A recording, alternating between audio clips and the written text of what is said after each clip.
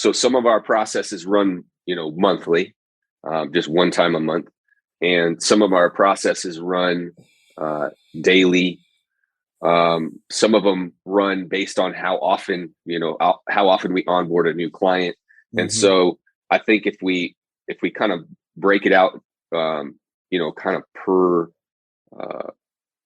technology, per process, I've got one that I think probably saves us 3 to 4 hours a day. Okay. And that's the one that we use consistently throughout the day. So we're talking 15 hours a week.